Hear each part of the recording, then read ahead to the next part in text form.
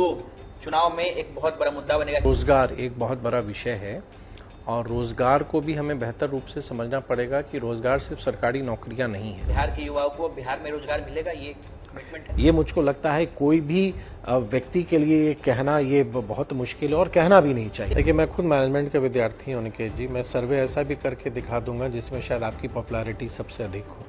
Surveys हमेशा debate. नमस्कार, बिहार तक देख रहे हैं आप और मैं हूं आपके साथ अनिकेत कुमार। बिहार तक के महारथी के इस एपिसोड में हमारे साथ आज मौजूद हैं बिहार सरकार के उद्योग मंत्री नीतीश मिश्रा। सर, सबसे पहले तो आपका बहुत बहुत स्वागत है कि बिहार तक के महारथी के इस एपिसोड में आपने समय दिया है। बहुत धन्यवाद, थैंक यू। आपको जो सर विभाग मिला है या जिस विभाग के लिए आप बिहार में काम कर रहे हैं, चुनावी साल है और ऐसा माना जा रहा है कि बिहार के लिए सबसे बड़ा मुद्दा उद्योग ही है और इस साल चुनाव में उद्योग भी एक अहम मुद्दा हो सकता है। तो किस तरीके से सर आप इस विभाग को पिछले जब आप 1-1.5 साल से इसको संभाल रहे हैं, आप इस विभाग को किस तरीके से देख रहे हैं? आपने सम्मेलन भी करवाया है, बिजनेस समिट भी हुआ, कई सारे इन्वेस्टर जो है वो बिहार भी आए थे। तो उद्योग बिहार में उद्योग को सर कहाँ देख रहे हैं आप? देखिए, एक तो 15 मार्च 2024 को राज्य मंत्री परिषद में मैं सम्मिलित हुआ। माननीय मुख्यमंत्री जी ने मुझे शामिल किया। 3 माह कोड ऑफ कंडक्ट में गए जो लोकसभा चुनाव था। तो इस सही मायने में देखेंगे तो 7 जून 2024 से लेके अब तक जो लगभग 9 महीने का मौका मिला, अगर आप विश्वास करें तो कोई दिन ऐसा नहीं बीता होगा जिस दिन बिहार को औद्योगिक मानचित्र पर स्थापित करने की दिशा में कोई ना कोई काम हम लोगों ने ना किया हो, या कुछ दिन पूर्व तक ही जो पर्यटन विभाग था उसमें भी। तो मैं मानता हूं कि एक अपॉर्चुनिटी मिला है बिहार के लिए कुछ करने के लिए, और उसी में लगातार, क्योंकि उद्योग, ये बात वास्तविकता है कि उद्योग के विषय में हम लोग बिहार अन्य राज्यों की तुलना में हम लोग पीछे हैं। बहुत सारे कारण रहे, लेकिन सबसे बड़ा कारण रहा कि आधारभूत संरचना का उपलब्ध ना होना। जो एक बेसिक इंफ्रास्ट्रक्चर किसी भी इंडस्ट्री को चाहिए या कोई भी इन्वेस्टर अगर वो ढूंढता है, तो माननीय मुख्यमंत्री जी के नेतृत्व में आज उस स्थिति को हम लोगों ने प्राप्त किया है कि आज बिहार में बड़े निवेश भी आ रहे हैं, हम नई पॉलिसीज़ भी बना रहे हैं। और मेरा स्पष्ट मानना है कि पूरे पूर्वी भारत में बिहार आज एक प्रमुख निवेश के एक इन्वेस्टमेंट फ्रेंडली स्टेट के तौर पर हम धीरे धीरे स्थापित होते जा रहे हैं। सर, चुनावी साल है इस बार, एक क्या आपको नहीं लगता कि इस बार बहुत बड़ा मुद्दा बनेगा, जो कि हर साल बनते आया है? उद्योग चुनाव में एक बहुत बड़ा मुद्दा बनेगा, क्योंकि बिहार कहीं ना कहीं अब पलायन के लिए भी जाना जाता है कि बिहार से पलायन बहुत होते हैं, क्योंकि यहाँ पर इसका एक मुख्य कारण बताया जाता है कि उद्योग नहीं है। तो क्या लगता है कि इस चुनौती को आप कैसे फेस करेंगे चुनाव में? क्योंकि आपको अब आपके ऊपर सिर्फ आपके विधानसभा क्षेत्र की नहीं बल्कि पूरे बिहार की जिम्मेदारी है, पार्टी ने आपको दी है। उद्योग अगर अच्छा होता है बिहार में तो इसका फायदा पूरी पार्टी को मिलेगा, सरकार को मिलेगा। लेकिन अगर उद्योग के मामले में आप फेल हो जाते हैं तो इसका नुकसान, खामियाजा भी आपकी पार्टी को या आपकी गठबंधन को भुगतना पड़ सकता है। तो कितना चुनौती मानते हैं इसको आप?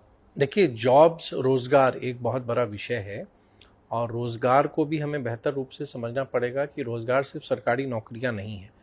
सरकार के जितने अपॉर्चुनिटीज़ हैं, जो वैकेंसीज़ हैं, क्रमशः वो भी बढ़े जा रहे हैं। आप देखेंगे बड़ी संख्या में सरकारी नौकरियां दी जा रही हैं जो माननीय मुख्यमंत्री जी ने जो संकल्प लिया है उसके तहत। साथ ही प्राइवेट इन्वेस्टमेंट बढ़ता है, अगर निवेश बढ़ता है तो वो भी रोजगार के अवसर लेके आता है। उसी के साथ स्वरोजगार भी एक बहुत बड़ा महत्वपूर्ण विषय है। तो हम स्वरोजगार की दिशा में भी बहुत बड़ा काम हम कर रहे हैं, चाहे वो मुख्यमंत्री उद्यमी योजना के माध्यम से हो, या बिहार लघु उद्यमी योजना हो, या स्टार्टअप की योजना के माध्यम से, या प्रधानमंत्री रोजगार योजना। साथ ही अगर बिहार में बड़े निवेश आ रहे हैं, जैसे आपको स्मरण होगा कि दिसंबर माह में जो बिहार बिजनेस कनेक्ट का आयोजन हुआ, उसमें 1,81,000 करोड़ के निवेश के प्रस्ताव प्राप्त हुए और MOU साइन हुए। और उस MOU सिग्नेचर के बाद लगातार हम लोग उन प्रोजेक्ट्स को धरातल पर लाने के लिए, चाहे वो जो भी अप्रूवल होते हैं, स्वीकृति होते हैं, जहाँ से भी उनको, या कहीं लैंड अलॉट करना है, उस दिशा में हम चीज़ों को फास्ट ट्रैक कर रहे हैं। और जो हमारा सिंगल विंडो सिस्टम है उसके माध्यम से हम क्लियरेंसेस दे रहे हैं। उद्योग लगने में समय लगता है, ये ऐसा नहीं है कि आप एक दिन में स्थापित करेंगे, लेकिन हाँ, हम इस संकल्प के साथ उद्योग विभाग में काम कर रहे हैं कि अपनी माटी अपना रोजगार, और हम लोग की लगातार ये कोशिश है। बहुत सारे यूनिट्स आए भी हैं, काम भी उन्होंने प्रारंभ किया। बिहार में जहाँ 500 करोड़ से अधिक के निवेश आते नहीं थे, आज 1000 करोड़ के ऊपर के भी प्रोजेक्ट्स हमारे पास आ रहे हैं। तो आने वाले समय में मुझे पूरा विश्वास है कि जो एक औद्योगिक रोड मैप और जो 2 दिन पहले माननीय उप मुख्यमंत्री जी ने जो बजट प्रस्तुत किया सम्राट चौधरी जी ने, उसमें भी आप देखेंगे कि नई इंडस्ट्रियल पॉलिसी के साथ साथ हम सेक्टरल पॉलिसीज़ भी बना रहे हैं और पूरा एक इंडस्ट्रियल रोड मैप के तहत हम काम करने जा रहे हैं। तो जो हमारा आने वाला जो समय है, निश्चित तौर पर पूर्णतः उद्योग की दिशा में बिहार को आप देखेंगे कि बहुत प्रमुख स्थान पर होगा और हमारे यहाँ रोजगार की अपॉर्चुनिटीज़ भी बहुत अधिक क्रिएट होंगी। सर, आपने जब इस विभाग को संभाला है, बिहार में उद्योग कहीं ना कहीं बहुत पीछे माना जाता है कि उद्योग के मामले में बिहार फिसड्डी है।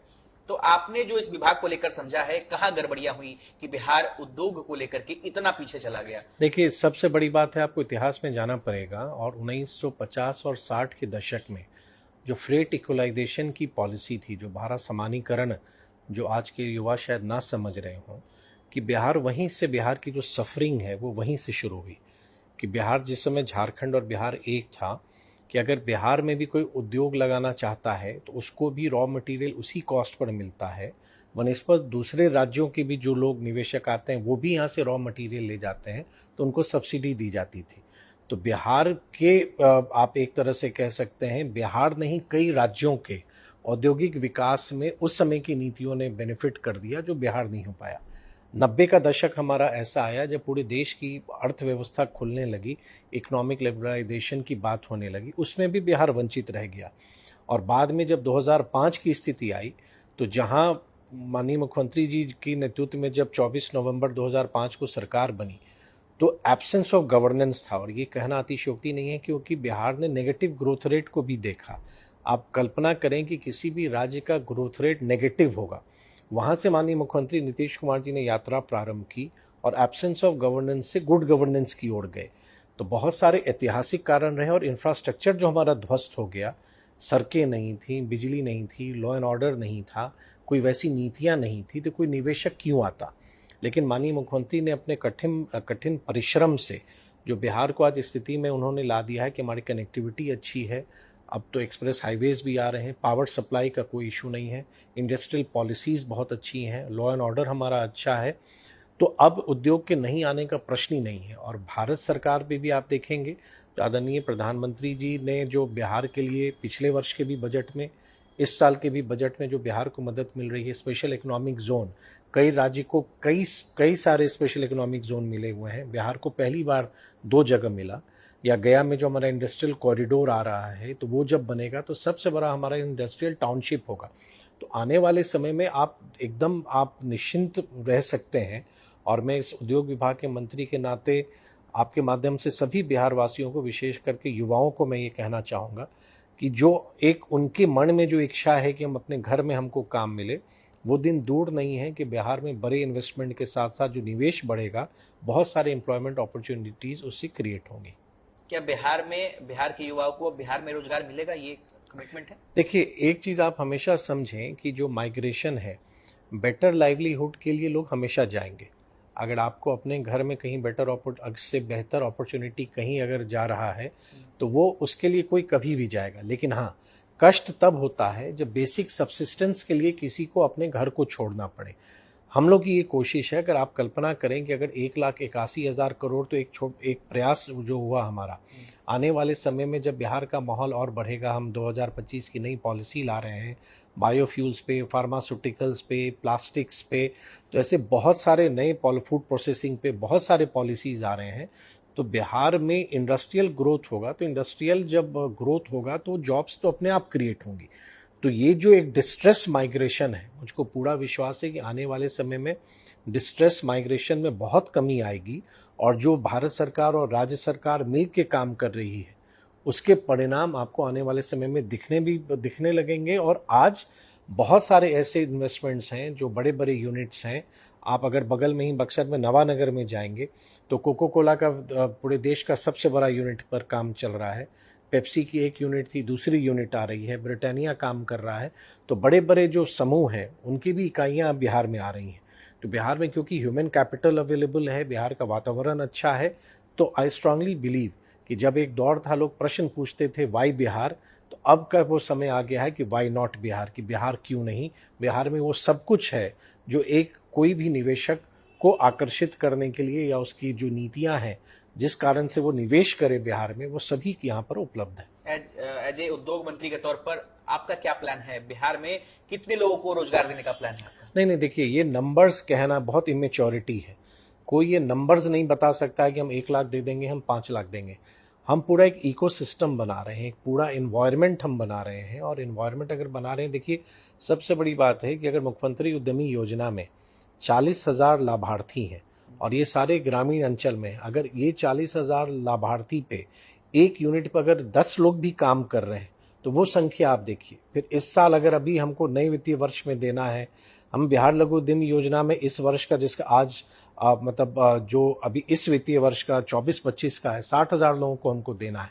तो ये जो आप उद्यमिता जो बढ़ रहा है, और बिहार में ये कल्चर नहीं था कि आप आप माइक्रो एंटरप्राइजेज या उसके तरफ अपने योजनाओं में अपना उद्यम लगाने के लोग आकर्षित होते थे। आज बिहार के युवाओं की मानसिकता बदल रही है। आज वो जॉब सीकर के बजाय जॉब क्रिएटर भी बनना चाह रहे हैं।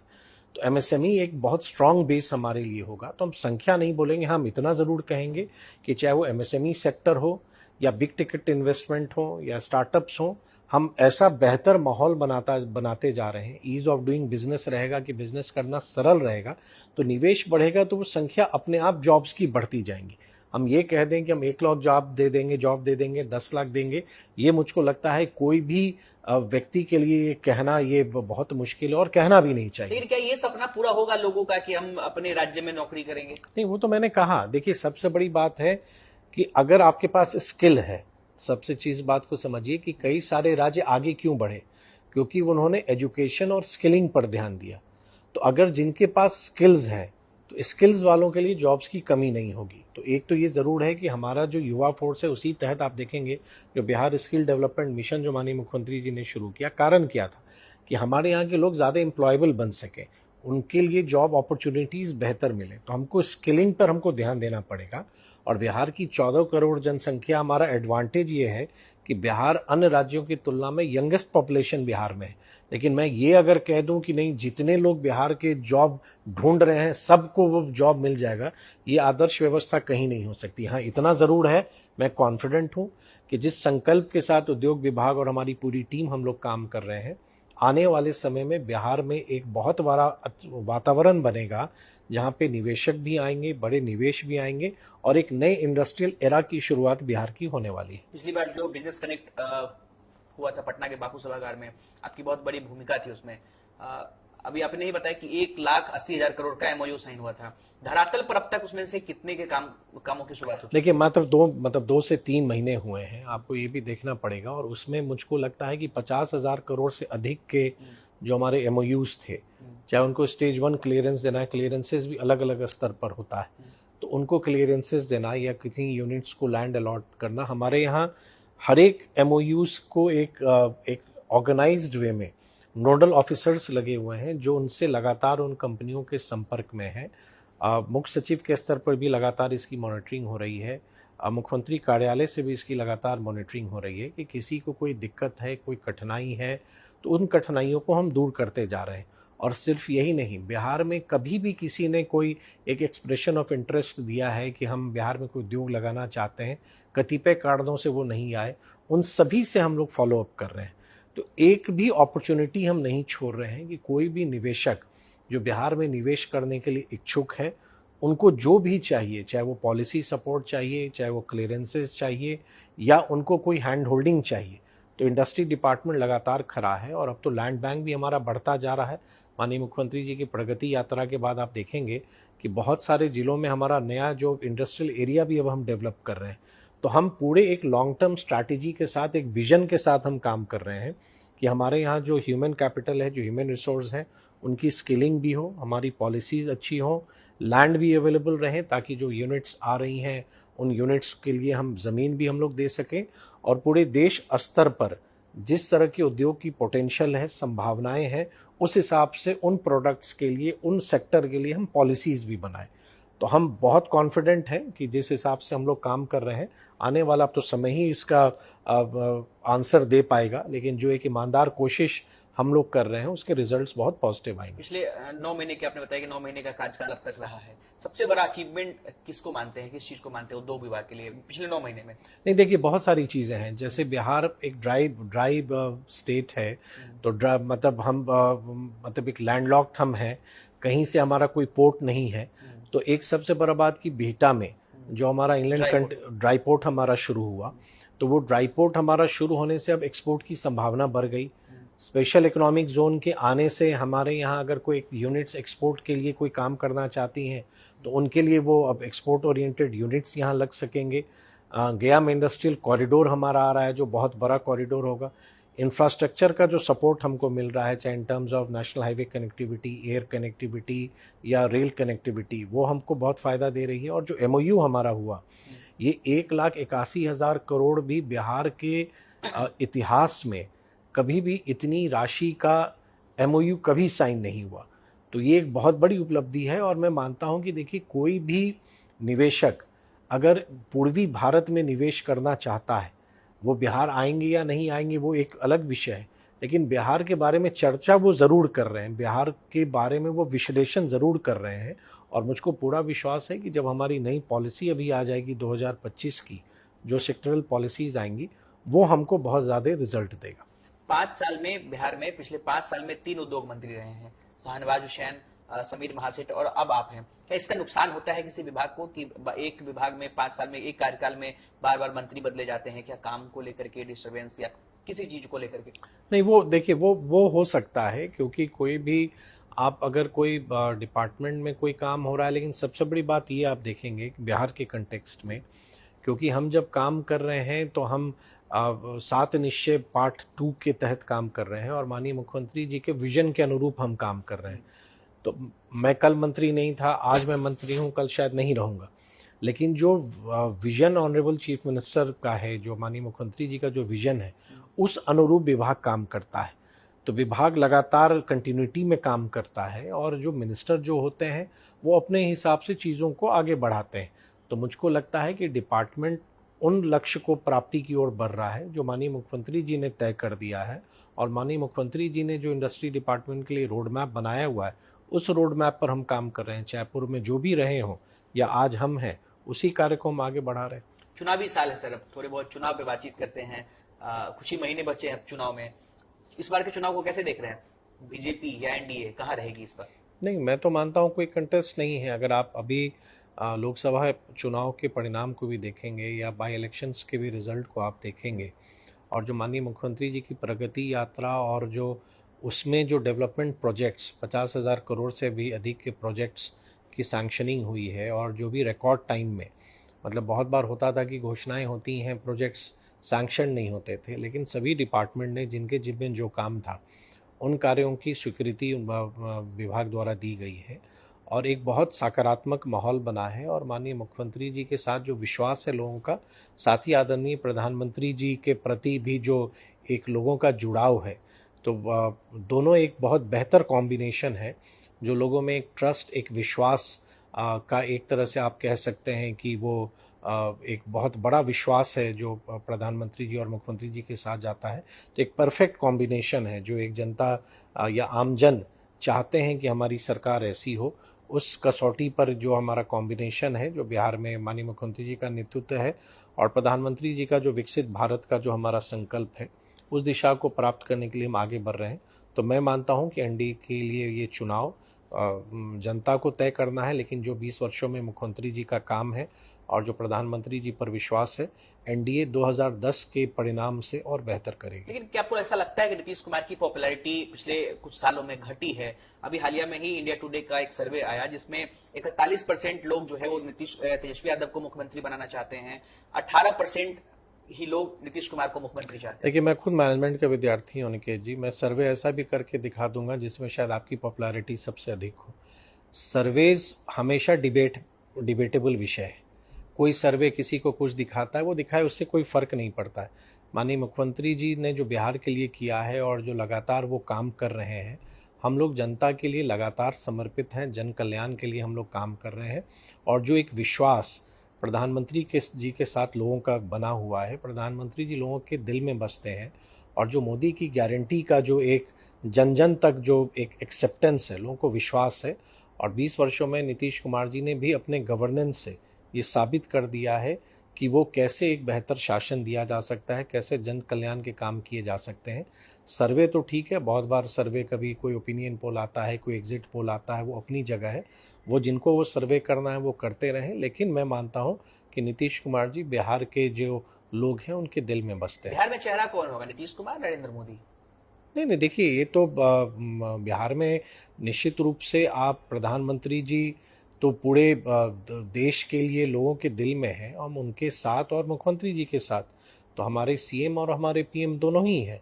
मतलब अगर हम विकसित भारत की यात्रा में बढ़ रहे हैं, प्रधानमंत्री जी के नेतृत्व में बढ़ रहे हैं, और विकसित बिहार के एक संकल्प को जो लेके आगे बढ़ना है, मुख्यमंत्री नीतीश कुमार जी के नेतृत्व में बढ़ रहे हैं, तो कहीं इसमें कोई चुनने वाली बात ही नहीं है। दोनों का जो कॉम्बिनेशन है वो ऐसा कॉम्बिनेशन है जो सभी लोगों को पसंद आता है। कई बार बातों को लेकर के कंफ्यूजन क्रिएट होता है कि क्या नीतीश कुमार ही मुख्यमंत्री बनेंगे या फिर चुनाव के बाद नीतीश कुमार मुख्यमंत्री नहीं बनेंगे, क्या कोई बीजेपी का चेहरा होगा? नहीं नहीं, आपको मुझको क्या लगता है? नहीं नहीं, मुझको लगता है ये स्पष्ट है, और माननीय मुख्यमंत्री जी नीतीश कुमार जी के नेतृत्व में हम लोग चुनाव लड़ रहे हैं, उन्हीं के नेतृत्व में हम लोग चुनाव लड़ेंगे, और मुख्यमंत्री जी ही हमेशा हम लोग का नेतृत्व करते रहेंगे। नेतृत्व करेंगे, वही मुख्यमंत्री बनेंगे? मैं मतलब ये तो जो इसमें जब हम उन्हीं के नाम पर हम चुनाव में जा रहे हैं तो माननीय मुख्यमंत्री जी ही, हमारे नीतीश कुमार जी ही मुख्यमंत्री होंगे। तेजस्वी यादव बीते दिनों विधानसभा में जिस तरीके से गरज रहे थे, जगन्नाथ मिश्रा का भी उन्होंने नाम लिया, क्या कहेंगे आप?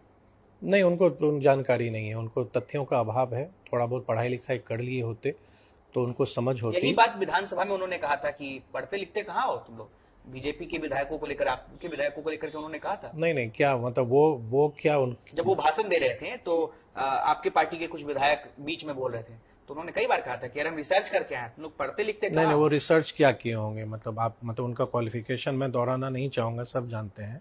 अब वो क्या रिसर्च किए होंगे, उनको किसी ने कुछ बता दिया होगा, लेकिन उनके पास तथ्यों की जानकारी नहीं है। और जैसे उन्होंने अगर हमारे फादर का भी जो नाम लिया तो उस पर भी उनको जानकारी का अभाव है। ये समझना चाहिए कि फॉर्डर स्कैम किस पीरियड का है, और फॉर्डर स्कैम जिस पीरियड का है उस समय चीफ मिनिस्टर कौन थे। तो कभी भी चीफ मिनिस्टर और लीडर ऑफ ओपोजिशन की भूमिका एक समान नहीं हो सकती है। तो ये चारा घोटाला का जो मेन जो सीबीआई ने जो इन्वेस्टिगेट किया वो 1990 से 1996 के एक्सेस विड्रॉल का जांच उन्होंने किया। तो उस समय तो वो कौन चीफ मिनिस्टर थे ये सब जानता है। तो डॉक्टर मिश्रा जी को अगर नाम उनका आया, क्योंकि उन्होंने 2-3 अनुशंसा पत्र लिखे थे, मैं मानता हूँ वो डेस्टिनी था कि उनको ये स्टिग्मा, उनको ये झेलना पड़ा, उनको ये स्टिग्मा लगा। लेकिन माननीय न्यायालय ने उनको बड़ी भी किया। वही मैंने उनको कहा भी, और मैंने कई बार उनको कहा है कि आप सार्वजनिक रूप से डिबेट कर लीजिए ना। अगर आपको लगता है कि भाई डॉक्टर मिश्रा जी का इन्वॉल्वमेंट था और लालू जी का नहीं था, या लोग लालू जी के बारे में कहते हैं, डॉक्टर मिश्रा जी के बारे में नहीं कहते हैं, तो आइए हम लोग बात करते हैं कि लालू जी पर क्या आरोप थे, लालू जी की क्या भूमिका थी, और डॉक्टर मिश्र जी पर क्या आरोप लगे और उनकी क्या भूमिका थी। वो मैंने उनको चैलेंज किया। अब लेकिन वो स्वीकारेंगे, और आज ही नहीं, मतलब उनको कई बार मैंने इस बात के लिए किया। दूसरा, तथ्यों की जानकारी मैं आपको सिर्फ बता दूं, कुछ विश्वविद्यालय का उन्होंने नाम लिया कि जब वो अपना भाषण दे रहे थे कि 90 के दौर में उन लालू जी ने उन विश्वविद्यालयों की शुरुआत की। डॉक्यूमेंट है विधानसभा का, आप 18 जनवरी 1990 का, महामहिम राज्यपाल उस समय जगन्नाथ पहाड़िया जी थे, उनके अभिभाषण को अगर आप देखेंगे तो उन विश्वविद्यालयों की स्थापना का निर्णय डॉक्टर जगन्नाथ मिश्र जी की सरकार थी, उन्होंने लिया था। भले उसके बाद सरकार उनकी नहीं रही तो लालू जी की सरकार आई तो उसका एग्जीक्यूशन हुआ, लेकिन वो निर्णय डॉक्टर जगन्नाथ मिश्र जी की सरकार की थी, लालू जी की सरकार की नहीं थी। उनको तो तथ्यों की जानकारी है ही नहीं, तो वो दूसरों को क्या बोलेंगे। थोड़ा फैक्ट्स एंड फिगर्स पर वो थोड़ा ध्यान दे दें, थोड़ी पढ़ाई कर लिए होते जब अवसर था तो शायद और बेहतर वो होते। लेकिन इतना ज़रूर है कि जिस ढंग से उनका कंडक्ट है विधानसभा में, वो नेता विरोधी दल के लायक एकदम नहीं है। जो एक सम्मान सदन के नेता के प्रति उनका होना चाहिए, चाहे उनके बोलने की शैली में, या जैसे उप मुख्यमंत्री जी को भी, सम्राट जी को भी जिस ढंग से वो संबोधित कर रहे थे, वो कहीं भी किसी भी तरीके से लोकतंत्र में कोई स्वीकार नहीं कर सकता। हाँ, हम में आप में डिफरेंसेस हो सकते हैं, लेकिन उन डिफरेंसेस को भी व्यक्त करने की एक मर्यादा होती है। वो अनफॉर्चुनेटली तेजस्वी जी में वो मर्यादा नहीं है। अंत में 2-3 छोटे-छोटे सवाल सर, इस बार एनडीए को कितने सीटें आने वाली है? नहीं, अब ये आकलन मैं नहीं कर सकता, लेकिन मैं इतना ज़रूर कहूँगा कि लोगों से जुड़ा हुआ हूँ। 2005 से सरकार में काम करने का मौका मिला है, 6 चुनाव अभी तक लड़े हैं। जो 2010 का एनडीए का परफॉर्मेंस था हम उससे बेटर करेंगे। बीजेपी कितने सीटों पर चुनाव लड़ेगी? नहीं, ये मेरे स्तर का निर्णय नहीं है। इसके लिए पार्टी के शीर्ष नेतृत्व तय करती है कि गठबंधन में कौन कितना सीट लड़ेगा, ये मैं नहीं कह सकता हूँ और मेरा इसमें कुछ कहना भी उचित नहीं है। ठीक, तो बहुत बहुत शुक्रिया आपका, बहुत बहुत शुक्रिया उद्योग मंत्री जी आपका बिहार तक को समय देने के लिए। तो आज हमारे साथ बिहार तक इस महारथी के एपिसोड में बिहार के उद्योग मंत्री नीतीश मिश्रा जी थे और इन्होंने कई सारे मुद्दों पर बातचीत की, बिहार में उद्योग को लेकर, रोजगार को लेकर, और इन सभी सवालों का इन्होंने बेबाकी से जवाब दिया है। सहयोगी कैमरामैन दीपक के साथ अनिकेत कुमार, बिहार तक।